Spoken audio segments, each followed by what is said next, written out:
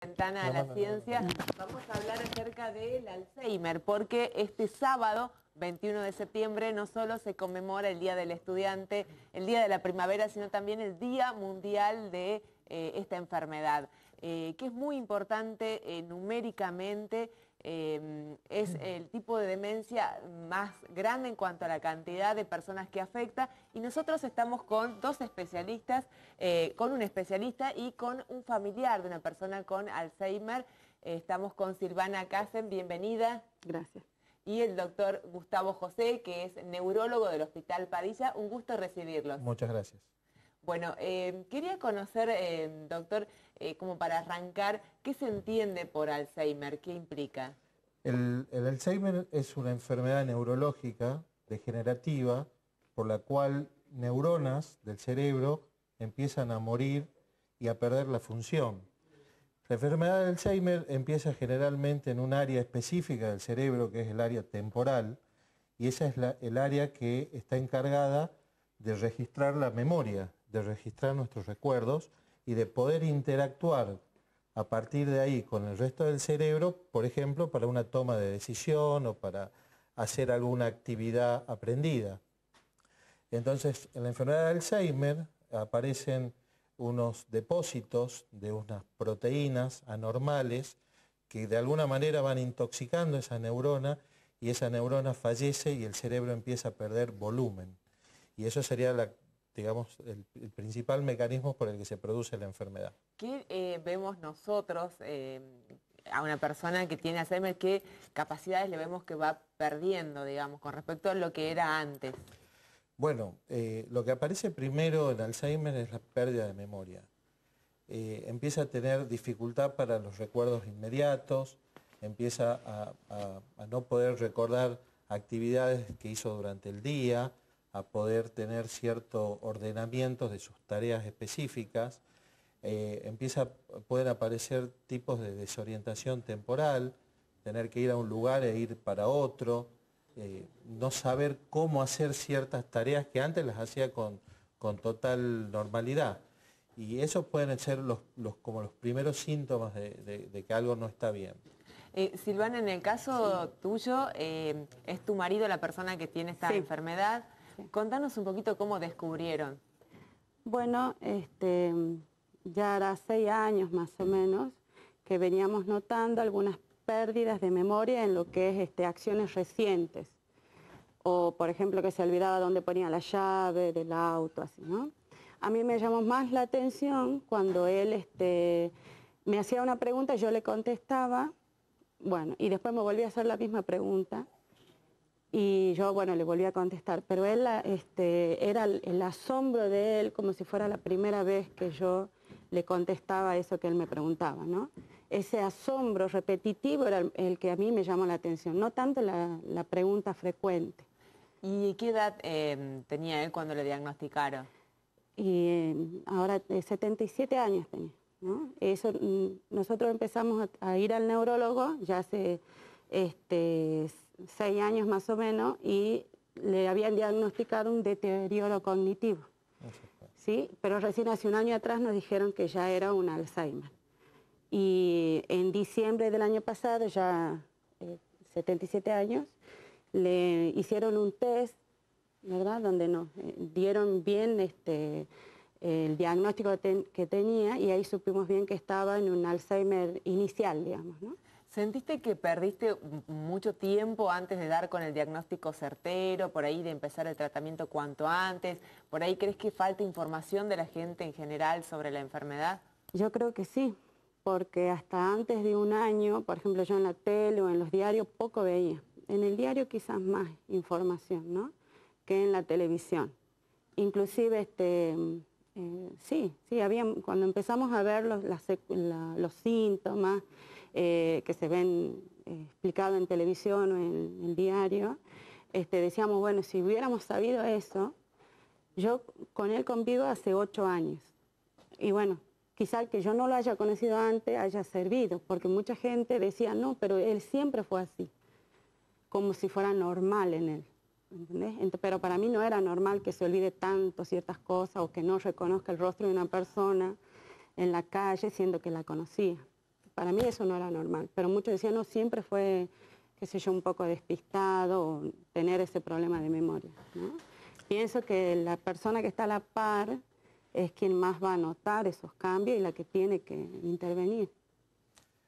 Yo quería agregar a lo que estás diciendo vos, esto de los días de la enfermedad, el día del Alzheimer, el día de la ACV, tiene por objetivo esto de concientizar, dar conocimiento al público sobre este tipo de patologías, que la gente sea capaz de poder conocer y saber, poder actuar, pero también tiene como objeto poder incentivar a otras cosas, como por ejemplo incentivar la investigación clínica para estos tipos de patologías que lamentablemente no tienen cura. Si bien nosotros hacemos tratamientos farmacológicos, en la enfermedad de Alzheimer la enfermedad va a ser progresiva, el deterioro va a ser progresivo y de ninguna manera lo vamos a poder detener.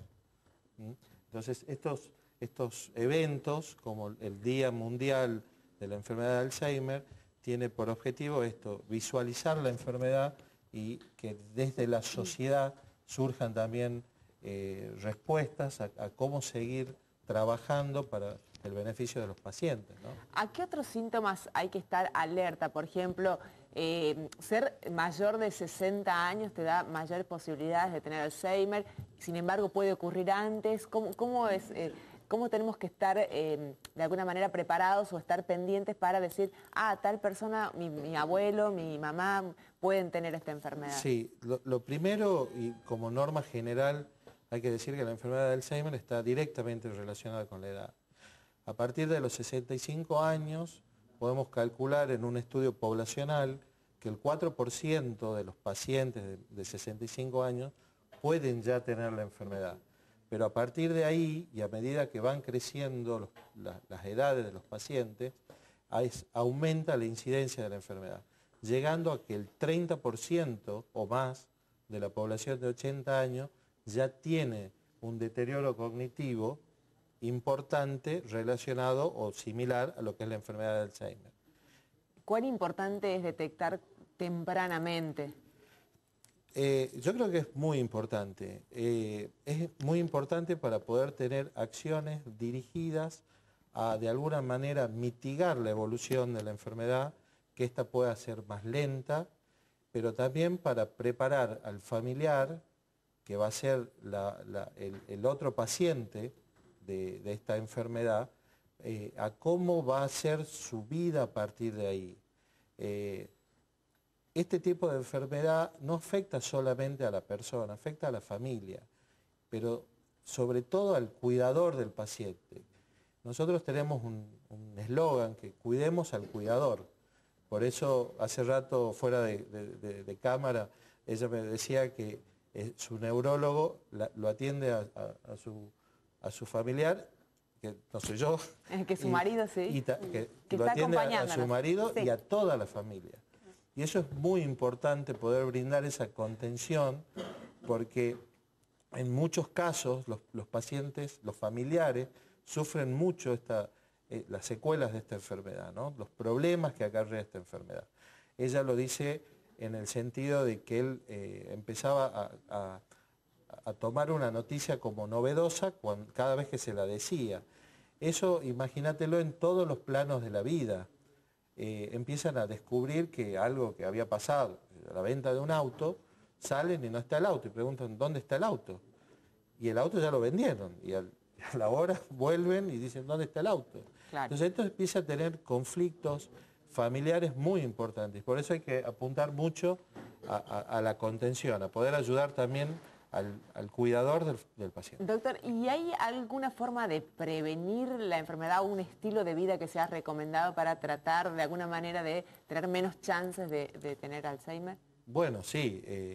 Todo lo que es bueno para el corazón es bueno para el cerebro. Y todo lo que es malo para el corazón es malo para el cerebro. Y cuando hablamos de esas cosas, cuando hablamos de enfermedades no controladas como la diabetes, la hipertensión, el hábito tabáquico, el sedentarismo, ese tipo de entidades pueden hacer que la enfermedad de Alzheimer aparezca antes de lo que debería haber sido si no estaban presentes esos factores de riesgo.